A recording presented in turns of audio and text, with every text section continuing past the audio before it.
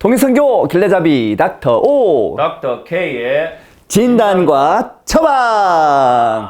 안녕하십니까. 오늘은 굉장히 기대가 됩니다. 북한 출신 목회자 입장에서 보는 북한 선교. 그렇죠. 오늘 철저히 해부한다. 해부하고 파헤친다. 그 다음에 우리는 또 대안이 대안을 제시한다. 네, 시간이 우리 될 것 강경화 같습니다. 수술하는 마음으로.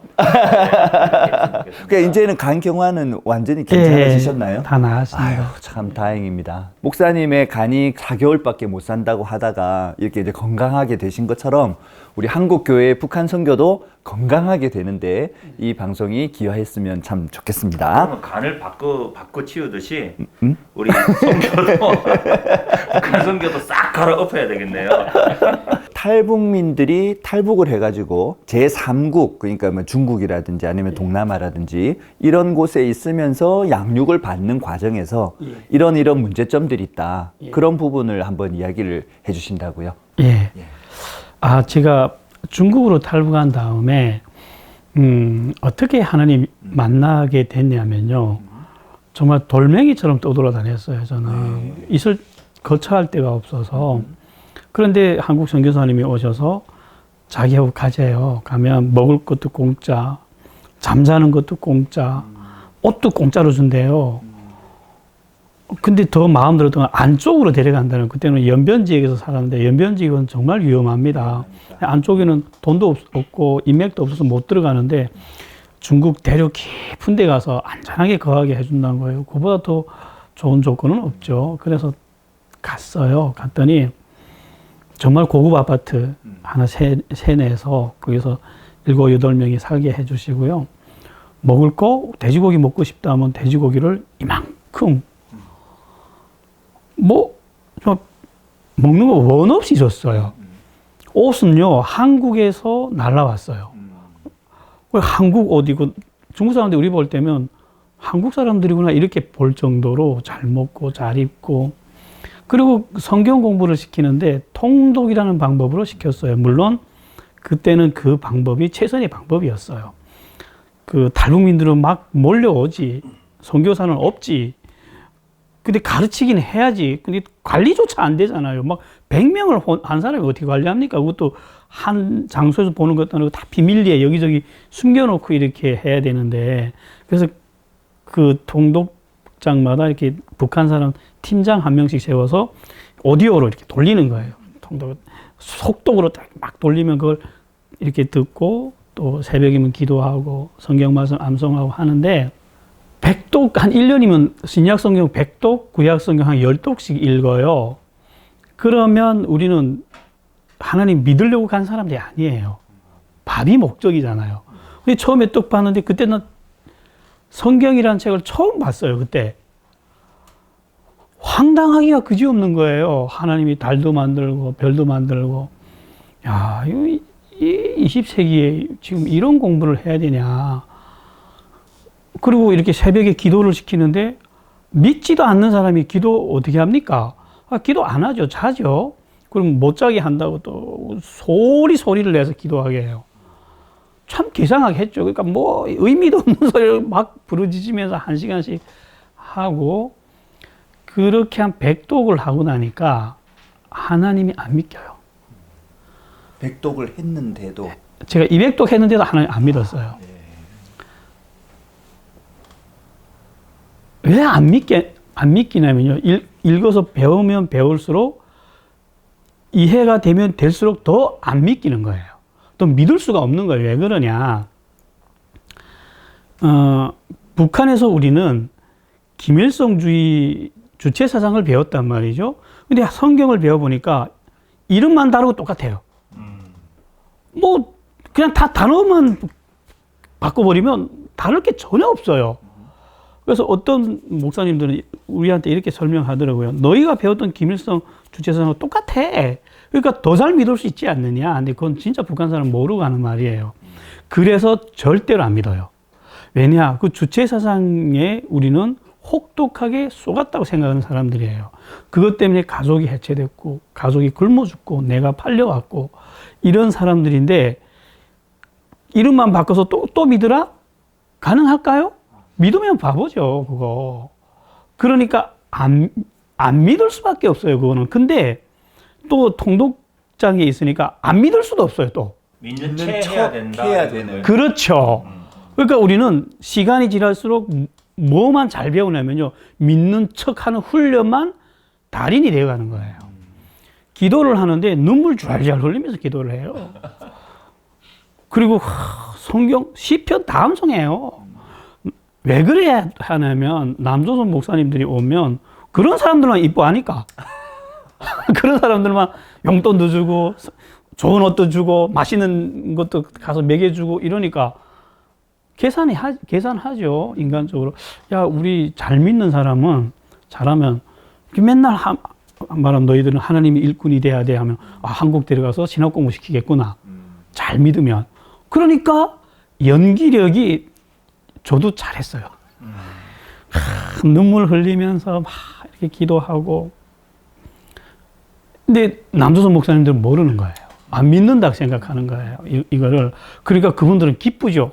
우리가 이런 훈련을 시켰더니, 야, 북한 사람들이 이렇게 되는구나. 그래서 그랬던 내가 팀장이 됐어요. 또 훈련을 주는데 가르치는 거는 결국 또 믿는 척 하는 훈련만 가르치는 거예요. 야, 그래서, 기계적인 방법으로는 이 복음이라는 게 전달이 안 되는구나. 이게 우리가 기계가 아니기 때문에 교육이라는 거는 인격 대 인격이 만나서 인격적인 방법으로 기쁘기도 하고 울기도 하면서 뭔가 전달이 되는 것이지 그냥 대량 생산하듯이 공장에서 막 많이 들려주면 이렇게 앉아있다가 저절로 다 깨어나서 믿는다?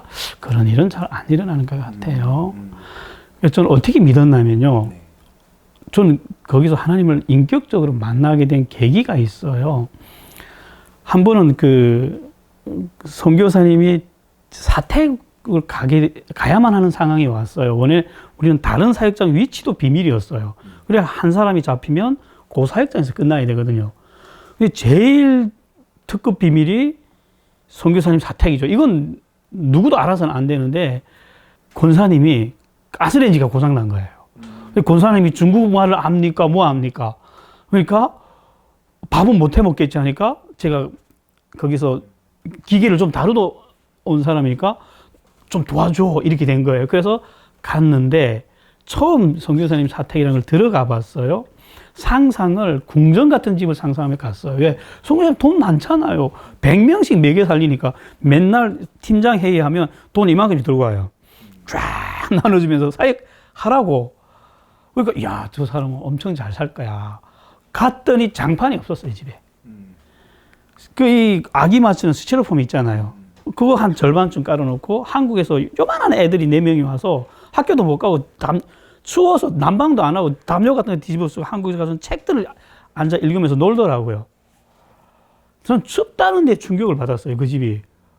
우리 사역장은 아이고 뭐 궁전이죠. 런닝바람, 팬티바람으로 공부했어요, 우리는. 한겨울에. 그래서 가스레인지 곧 채워주고 나오는데 권사님이 중국 돈 50원을 주면서 택시 타고 가라는 거예요.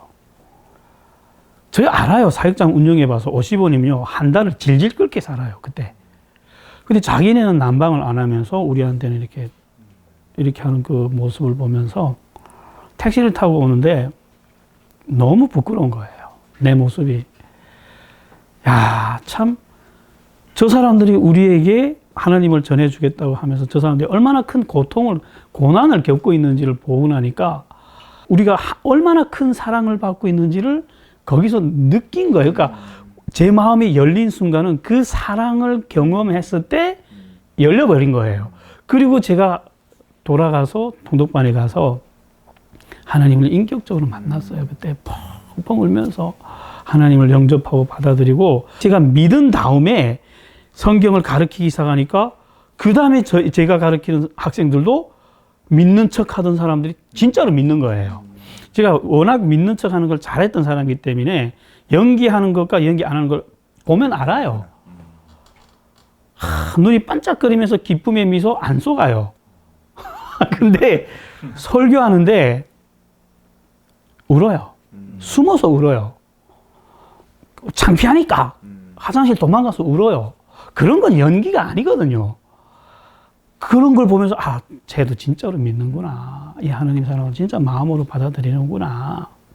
하면서 제가 그런 걸 보면서 아, 이렇게 인격적인 교감을 놓치게 되면 복음 전달은 어렵구나 하는 걸 제가 거기서 배우게 됐어요.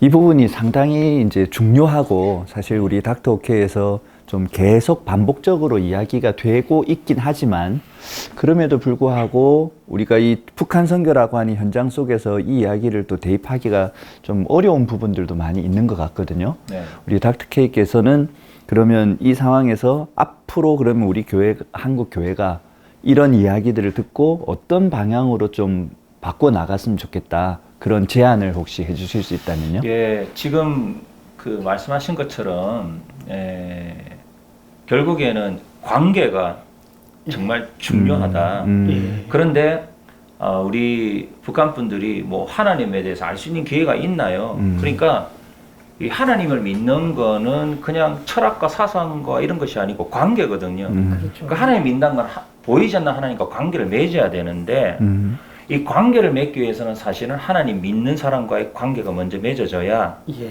그것을 통해서 보이지 않는 하나님을 보게 되는 거거든요. 그러니까 보이지 않는 하나님이 우리를 통해서 하나님을 보게 되는 거죠. 예. 그런데 아까 말씀하는데 내가 정말 마음에 안 드는 거는 기계적인 학습 가지고는 되지 않는다. 네. 결국 관계적인 형성이 정말 필요하다. 그 관계 속에서. 그런데 지금 우리 지금도 역시 반복되는 일입니다. 중국이나 러시아는 현장에서 반복되는 똑같은 것은 뭐냐면 떡과 복음, 떡이 먼저냐 복음이 먼저냐. 그런데 항상 순서가 뭐냐면요. 떡을 주면서 그 다음에 그 대가로 복음을 믿어라. 그 대가로 예배 참석해라. 그 대가로. 그러니까 아까 말한 것처럼 정말 복음이 정말 믿어서 믿는 게 아니고 이 대가를 받기 때문에 그걸 위해서 어쩔 수 없이 연기를 해야 되는 거예요. 예. 그러다 보니까 이게 문제가 뭐냐면 믿음이 없는데도 믿는 채 해야 되니까 믿음이 나중에 생길 수 있는 기회가 생기지 않는 거죠. 그리고 또 한 가지 문제는 관계 형성을 어떻게 하냐. 그러면 사역자와 우리 탈북민이나 북한 분들의 사역 관계를 어떻게 하냐면 아까 말한 것처럼 그 인격적인 감동과 관계를 주는 그런 시간이 있어야 되는데 그렇지가 못한 경우가 있습니다. 나 너희들 이렇게 먹이고 입히고 하니까 말씀 읽어라, 순종해라. 어떻게 보면은 그 어떤 강요에 의한 거래 관계. 예, 거래 관계가 되는 거예요. 거래 예, 관계가. 맞아요. 그런데 이것이 그대로 어디 오냐면은 저는 한국 교회 와서도 그것이 계속 반복된다고 생각해요. 맞아요. 큰 교회나 이런 데서. 맞아요. 저는 처음에는 큰 교회에서 교회 오면은 얼마 주고 그것이 믿음을 오히려 방해한다고 생각하거든요. 맞아요. 그런데 이게 보니까 한국에서 시작된 게 아니고 현장에서부터 이게 계속 반복되어 있어서 한국에도 이어지고 있다. 그래서 이 부분은 정말 사실은 구제해야죠. 도와줘야죠. 그러나 이것에 대한 이 순서가 좀 바뀌어야 된다. 예. 좀 그런 생각. 거래 관계가 돼서는 안 된다. 예. 네. 그 우리가 교회 안에서도 보면 성경에도 보면 너희 가운데 믿는 식구들을 먼저 구제하고 그 다음에 믿지 않는 그게 있지 않습니까? 그러니까 구제는 반드시 해야 되지만 그 원칙이나 방법이 그 관계 형성된 그 안에서 사랑의 관계 속에서 맞아요. 구제도 해야 된다. 좀 그렇게 말하고 싶습니다. 네네. 아유, 이 사실 너무 중요한 부분인데 그럼에도 불구하고 우리가 놓치고 있는 가장 중요한 이유가 뭔가 이제 성급하게 결과물을 내어야 된다고 하는 그런 조급함. 맞아요. 그게 이제 우리로 하여금 그런 유혹에 빠져들도록 하는 게 아닌가 싶은데, 우리 목사님은 그렇게 이제 탈북민 사역을 또 뭐 현장에서도 경험하셨고, 예. 또 한국에 와서 이제 교회를 개척하셔가지고 지금 탈북민 신학생들도 이렇게 양육하고 계신 부분에서, 그러면 탈북민들에게 어떤 식의 토착화와 맞춤의 복음 전도 성경 공부가 필요한가에 대해서 한번 이야기를 해 주십시오. 한국에 와서 놀랬던 것이요. 목사님들의 학력 수준이 정말 높아요. 그 석사는 기본이고 좀 했다면 다 박사 이런 분들이에요. 그래서 지식적으로 또 이렇게 문화적으로 세련되고 아름다운 거는 거의 세계 탑 아니겠나. 탈북민 목회자는 흉내조차 못 냅니다. 그런 것들을 그들이 부드러움과 온유함과 그리고 고급 언어와 이런 것들은. 그런데 이거는 한국 문화에 토착화된 이 영성이고 북한은 전혀 다른 문화예요.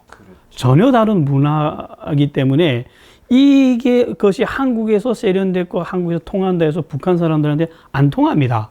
문화적 차이 때문에. 실례로 가장 대표적인 예로 이런 것들이에요. 교회 올 때 한국 교회 가면 사랑합니다 형제님 막 이러잖아요. 한국에서는 세련된 문화지만 북한 사람들은 너무 싫어해요. 그 순간 마음을 닫아요.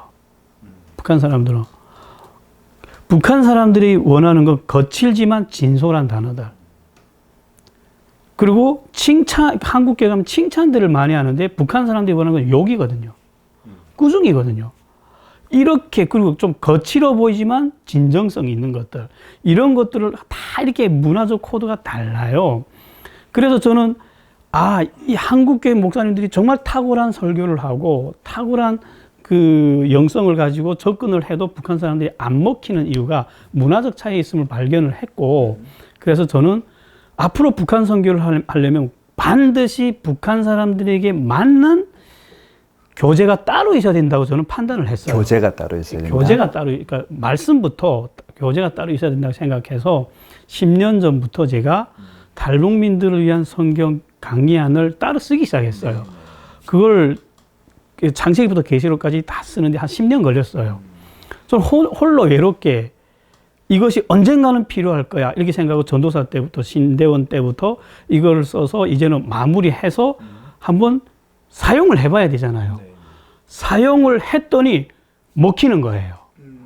한국 교회 가서는 다들 그냥 일하러 나온 사람들처럼 시간이나 때우며 앉아있던 사람들이 제가 이렇게 이 교재를 가지고 성경을 가르치니까 들어요. 믿어요. 이제 성장합니다. 우리 교회에서는 제가 얼마 전에 이런 일을 겪었어요. 성경 공부 우리 교회에서 시켜야 되는데, 제가 정말 싫어하는 게 성경 공부하면 이런 이득이 있습니다. 했더니 이거 진짜 싫어하거든요. 그래서 그래도 하겠다고 하는 사람들만 데리고 하자. 신학생들이 있으니까 신학생들은 데리고 하되 일반 평신도들은 정말 원하는 사람만 데리고 하자. 그래서 이렇게 돈도 내라 그랬어요, 제가. 우리 거지 아니다. 성경 공부 우리 교회에서 진행할 텐데 돈을 얼마 내세요. 그리고 신청하셔야 했더니 저는 한 5명은 신청할 거다. 이렇게 생각했어요. 30명이 신청했어요. 제가 너무 놀래가지고 왜 그러냐 하니까 듣겠다는 거예요. 이건 진심이잖아요. 자기 돈까지 내면서 이렇게 듣겠다고 하는 거. 그때 제가 지금 한 4년 동안 계속 제가 만든 교재로 가르치고 했더니 이 사람도 이제 믿음의 수준을 넘어서 봉사하고 섬기고 자기 이익을 포기하면서 이제는 교회를 나오기 시작하는 단계까지 왔어요. 저희 교회는. 헌신자가 이제. 엊그제도 지금 저희 교회 복도 공사를 저희 탈북민들이 달려들어서 다 했어요. 근데 사례를 주겠다니 이 사람들이 그것 때문에 직장 못 나가고 했으니까 사례를 주겠다니까 화를 내요. 내가 사례 보고 이거 했는 줄 아냐고. 하나님한테 잘 보이려고 했다고. 헌신했다고 나는. 너무 미안한 거예요. 밥 해주겠다도 자기들이 라면 끓여 먹고 가고. 너무 행복해요, 저는. 그래서 이 자랑을 하려는 게 아니고 정말 제가 탈북민들에게 맞는 교재를 따로 써서 거기에 맞춤형 교육을 했더니 먹힌다는 거예요. 그래서 북한 선교를 할 때 남한 목사님들이 이거는 꼭 놓치지 말았으면 좋겠어요. 먼저 성급하게 달려들어서 내가 가르치고 섬기지 말고 먼저 문화를 배웠으면 좋겠어요. 탈북민들에게 같은 단어도 어떤 식으로 전해야 되는지, 어떤 방식으로 가르쳐야 되는지 이런 문화적 코드를 먼저 이해했으면 좋겠어요. 그렇게 할 때 북한 선교가 진행된다고 봐요. 저는 얼마나 기쁜 마음인가 하면요. 지금 북한 선교가 다들 정체 상태에 들어갔다고 봐요. 열심히는 했는데 어느 선까지 들어가서는 다 멈춰 있어요. 진행이 안 돼요. 그래서 다들 어떻게 해야 돼 고민을 하고 있을 때 우리 교회에서는 뭔가 돌파구를 찾았다는 느낌을 분명히 저는 발견했어요. 그래서 이것이 돌파구다. 이제는 이걸 가지고 하면 되겠다 하고 저희는 진행해 나가려고 합니다. 그 돌파구가 뭐냐? 이제는 북한 사람들에게 맞는 교재를 따로 갖춰야 되고 북한 사람들에게만 맞는 전도 방법을 따로 개발해야 되고 또 북한 사람들에게만 맞는 교회의 시스템을 따로 개발을 해야 된다는 거예요. 남한 교회 가서는요, 심지어 이런 걸 경험했어요. 북한에서 그 무섭게 목숨을 걸고 지하 성도로 살았던 분이 한국에 와서 교회 안 나가요. 충격이었어요. 적응을 못 하는 거예요. 한국 교회 문화에 적응을 못해서 주변에서 삥삥 돌다가 결국 교회 나와서 교회 안 나가는 현상도 봤어요. 그런데 우리 교회 오면 탈북민들이 탁 들어오는 순간마다 여기 들어오면 마음이 편해. 여기 우리 동네 온 것 같아. 왜? 한국 교회 시스템이 완전 달라요, 우리는. 한국 교회에서는 외형적인 것들을 좀 중요시한다면 우리는 내면적인 것들을 추구하면서 외형적인 것은 한없이 자유롭게 냅둬요. 이렇게 코드들이 다 다릅니다. 이런 걸 좀 먼저 이해를 해서 이렇게 접근해야 되지 않겠나. 그 탈북민에게 맞춤 전도가 필요하다. 이거는 뭐 저희들이 다 공감할 수 있는데 예. 조금 더 구체적으로 예. 지금 이제 한 가지 이야기를 하신 게 한국 교회는 좀 외형적인 부분을 강조하지만 우리 탈북민들한테는 오히려 외형은 좀 더 자유를 주고 그러니까 뭐 예를 들어서 제가 볼 때는 뭐 술이나 담배나 이런 거 하지 말라 이게 이제 한국 교회의 문화라면 그렇죠. 탈북민들한테는 그런 거는 오히려 크게 터치하지 말고 예. 내면으로 들어가라. 그렇죠. 이게 이제 한 가지라고 하면 또 다른 지금 탈북민 맞춤형이라고 하는 게 또 어떤 게 있을까요? 좀 구체적으로 이야기하신다면. 절기마다 지금 설날이면 나가서 무슨 행사도 하고 뭐 표현도 하고 그리고 집회도 많이 하고 이러잖아요. 북한 사람들은 이런 건 딱 질색해요. 그래서 우리 개척교회 하니까 어떤 딜레마가 있냐면요. 큰 교회에서 도와줍니다. 이렇게 경제적으로 어려우니까. 그러면 큰 교회는 문화는 보여줘야 되잖아요. 보여주는데 또 그래 보여줘야 또 도와주는 그 동기부여도 발휘되고 그래서 불러요. 우리 교회 와서 같이 무슨 연합예배 합시다. 와서 또 나와서 인사도 하고 무조건 컷해요. 그게 얼마나 무서운 지금 딜레마냐면요. 안 가면 후원이 끊깁니다. 가면 어떻게 되는지 아세요? 두세 번은 따라가줘요. 근데 두세 번만 따라가면 이 탈북민이 다 도망가요. 교회가 사람이 흩어져 버려요. 그럼 뭐 갈 수도 없고 안 갈 수도 없는데 저는 사람을 선택했죠. 제가 정중히 요청했어요. 우리 교회는 그러니까 또 대형교회는 또 도와준다고 어디 가서 무슨 행사하자 하는 거 다 잘랐어요. 동원을 많이 하죠. 동원하는 거 북한 사람들이 여기에 질린 사람들이다. 북한에서 억지로 하기 싫은 집회에 동원돼서 그게 학을 뗀 사람들이 여기 와서까지 또 나를 이용해서 교회가 돈을 버네 이 인식이 딱 들어가는 순간 그게 안 나와요. 목사 말 안 믿어요. 그래서 안 가버려요. 그리고 외형적인 거 다 걷어치우고 어떻게 코드를 바꿨냐면요. 잘 먹자. 잘 놀자. 그리고 제대로 배우자. 성경 공부하는 데는 제가 이것만은 양보를 안 하죠. 성경 공부 안 하겠다? 다른 교회 가셔도 된다고. 우리 교회 앉아 못 있게 해요. 그래서 우리 교회 사람들은 그래서 계속해서 그 내면에 북한 사람들에게 맞는 코드를 계속 가르쳤더니 이제는 스스로 봉사하고 스스로 헌신하는 걸 기뻐하는 수준까지 온 거예요. 난 너무 기뻐요. 이렇게 교회 체제 시스템도 예를 들어 또 북한 사람들이 교회에 오라면 제일 싫어하는 게 하나님은 좋은데 교회 싫어 이런 애들이 많아요. 왜? 북한에서 통제 사회에서 자유를 강탈당하면서 살았다고 생각하고 왔는데 교회는 북한 조직 생활하고 너무 똑같거든요. 새벽에 나와야 되고 수요일에 나와야 되고 금요일에 나와야 되고 주일에 나와 괜찮다. 네가 그래서 이런 거 다 없앴어요. 없앴더니 저녁마다 자기들끼리 모여서 기도를 해요. 제가 만약 틀을 만들어 놓고 저녁 몇 시부터 몇 시까지 기도 모임 시간입니다. 아무도 안 나와요. 마음대로 해라. 나와서 놀아도 되고 자도 된다 했더니 자기들끼리 나와서 기도 모임을 해요. 이거 코드가 다르지만 현상은 똑같잖아요. 이렇게 달라져야 된다는 거예요. 권사님들이 와서 꾸중을 해요. 왜 이 교회는 새벽 기도 없냐? 새벽 기도 하면 안 나와요. 그래서 여기는 다릅니다. 여기는 탈북민들의 교회입니다. 그래서 다 달라요. 어떻게 교회라는데 왜 이런 행사가 없냐? 왜 이런 거 안 하냐? 그래서 이게 탈북민 교회라고. 이렇게 달랐더니 저는 이제는 우리 교회 된다. 이렇게 확신하고 있는 단계에 들어갔어요.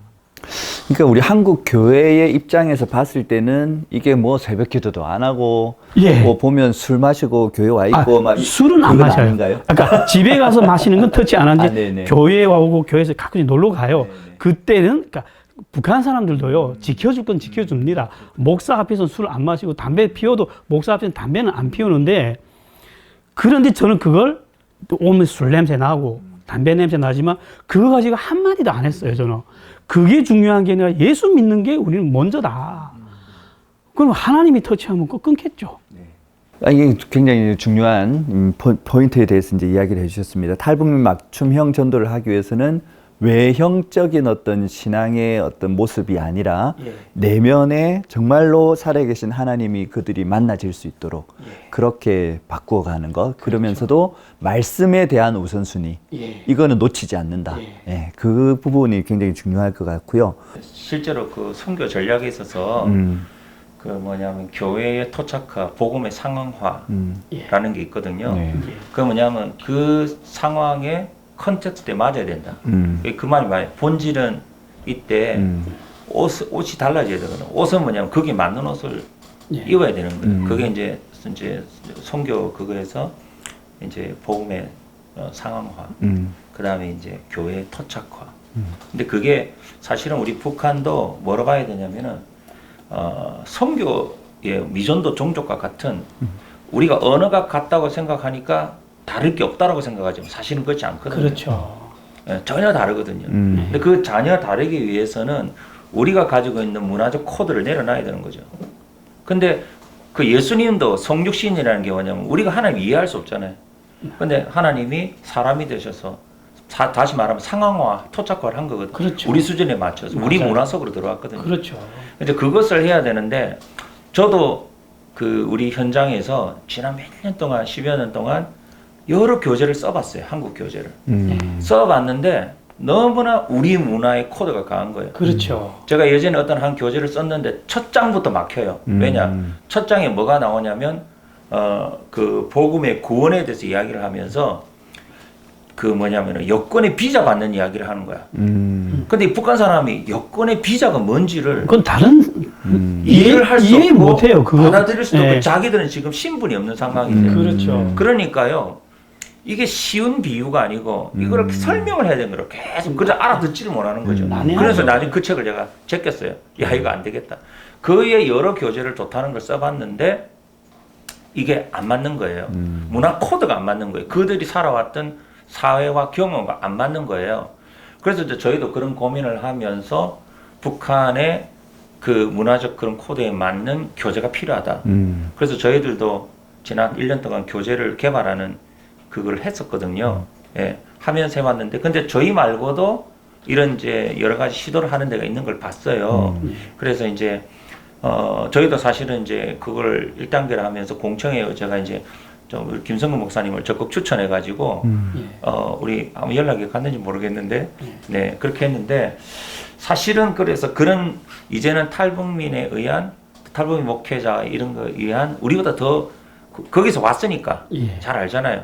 그러니까 이것이 많은 그런 것들이 더 풍성하게 일어나야 된다.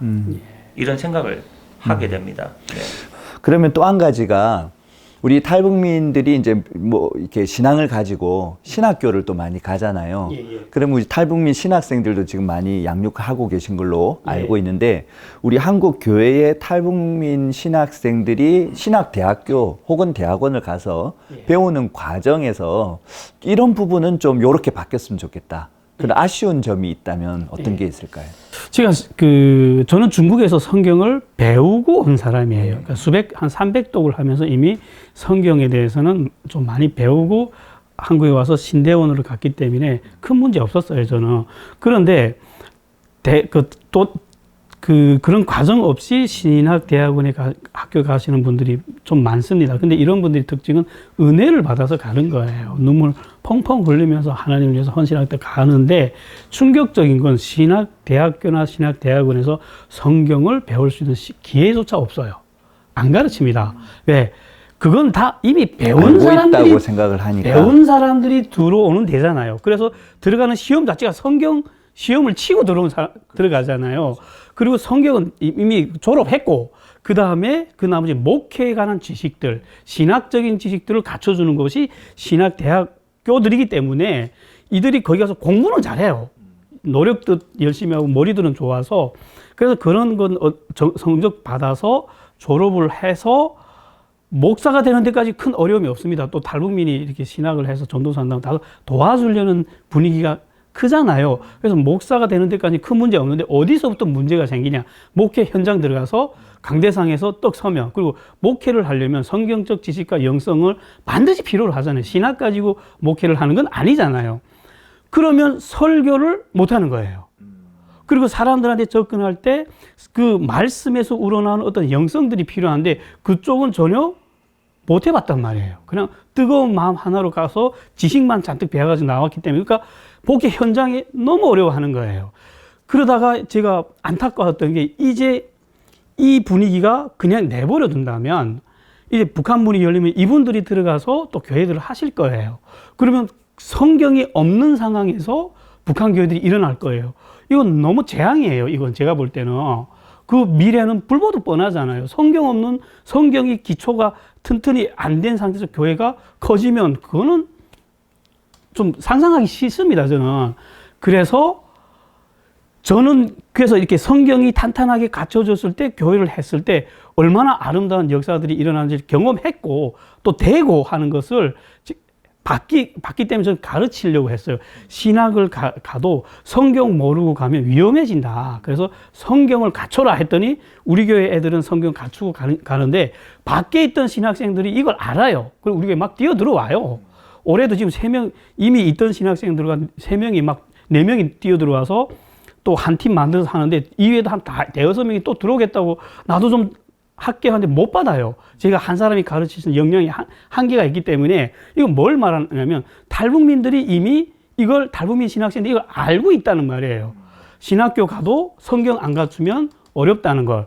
그래서 우리 교회 와서 막 배우려고 하는데 우리는 못 받아주고 있고, 그러면 이런 부분이 절대적으로 필요한데 신학대학교들에서는 이걸 못 갖춰준다는 게 심각한 문제고, 그걸 우리 교회에서 보완하자 하고 우리 교회에서 성경 가르치고 그리고 설교하는 스피치 능력, 이것도 가르쳐줘야 돼요. 제가 신대원에 가서 이 설교 훈련을 딱 2번 해봤어요. 2번 가지고 안 되거든요. 그 설교 실습 시간에 거의 2년씩 우리 교회 신학생들이 2년씩 연습을 하니까 이젠 저 비슷하게 해요. 2년 동안 성경 배우고 발표하고 설교하고 강의하는 훈련을 해서 이렇게 된단 말이죠. 이 과정이 또 필요한 거예요. 그런데 이 과정을 탈북민 신학생들에게 이런 과정이 필요하다는 걸 아시는 분들이, 이 심각성을 아시는 목사님들이 꽤 돼요. 여기저기서 돼서 하려고 해요. 근데 안 가요, 거기는. 그런 분들은 막 경제적으로도 엄청난 혜택을 주면서 오라 그러는데도 안 가고 계속 우리 교회에 와요. 그래서 왜 그러냐 했더니, 제가 탈북민들이 얼마나 똑똑한가 보세요. 제가 그 탈북민들에게 맞춤형 성경 교재를 만들어 놨잖아요. 그거 가지러 오는 거예요. 그걸 가지고 가야 북한 사람들한테 먹힌다는 걸 아니까 그걸 내놓으라는 거예요. 그걸 나한테 와서 배워야 그걸 가져갈 수 있으니까. 그래서 오는 거예요. 그러니까 저는 완전 다른 그러니까 남한 교회하고 똑같은 교회를 제가 개척을 했다면 저도 어려워졌을 거예요. 그냥 아니, 북한 교회는 달라야 돼. 그러니까 본질은 똑같지만 옷은 달라야 돼. 형식은 전혀 다르게 접근해야 된다는 걸 저는 처음부터 그렇게 생각하고 그렇게 접근을 했다는 거예요. 그러니까 요약을 해보면 우리 신학대학원, 대학교가 성경을 사실 가르치지 않는 부분, 않는 게 아니라 가르칠 필요가 없죠. 한국 대학원 오니까. 예, 대학원 구조상 남한 목사님들은 어려서부터 거의 배 안에서부터 성경 배워가지고 가잖아요. 그러니까 그런 분들은 사실 필요가 없죠. 그러나 북한 사람들한테는 그 과정이 생략됐기 때문에 절대적으로 필요하다는 거죠. 그렇죠. 어떻게 보면 이제 탈북민 선교가 본격적으로 시작된 게 사실 우리 고난의 행군이 오면서 그렇죠. 많은 탈북민들이 이제 발생하면서 됐잖아요. 시작했죠. 그러면 사실 이제 25년 정도의 시간이 맞아요. 지났고, 좀 그렇죠. 100명이 넘는다고 목회자가 이미 이제 나와 있고, 나와 있어요. 그러니까 이제 앞으로의 탈북민 사역에 대한 주도권 자체가 한국 교회에 있다기보다 우리 북한 목사님들에게로 사실 옮겨가야 되는 그런 부분들도 좀 있을 것 같고요. 맞아요. 그렇죠? 예. 근데 이제 우리 한국 교회는 여전히 한국 교회가 뭔가 앞장서서 해야 되고 그냥 돕는다라고 하는 차원에 머무는 거. 이게 이제 좀 완전한 전환이 좀 와야 실제적인 어떤 사역이 활성화되는 일들이 일어나지 않을까, 그런 생각이 드네요. 한국 교회가 또 그렇게 생각할 수밖에 없는 이유가 탈북민 목회자들은 솔직히 비교를 해봤을 때 한국 목회자들과 비교할 때 역량이 좀 이렇게 어려운 경우도 있어요. 보통 훈련 기간이 다르잖아요. 그래서 그렇게 할 수도 있지만 제가 볼 때는 탈북민 목회자들이 한국 문화의 기준으로 봤을 때는 훈련이 부족할지 모르겠지만 이분들에게 이제 성경적인 그 훈련과 강의할 수 있는 훈련만 갖춰준다면 어떤 한국 목회자 못지않게 북한 선교 영역에서는 맹활약을 할 수 있다고 저는 믿어요. 아멘. 자, 오늘 이렇게 이야기를 하다 보니까 또 희망이 생기는 것 같아요. 우리 김성근 목사님과 같은 탈북민 목회자가 실제적으로 우리 북한 사역을 이끌어가는 그런 일들이 점점 이렇게 일어나고 있고, 이제는 더 이상 어떤 선교의 대상이 아니라 이제 파트너로서 함께 북한을 향해 갈 날이 얼마 안 남았다. 뭐 이런 생각이 이제 듭니다.